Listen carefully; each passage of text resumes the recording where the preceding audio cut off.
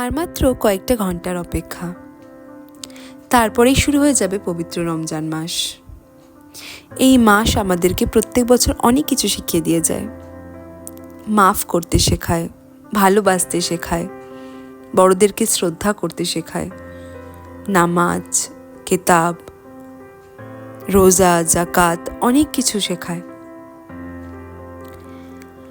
অনেক নতুন নতুন সদস্যরা আমাদের জীবনে যুক্ত হয়।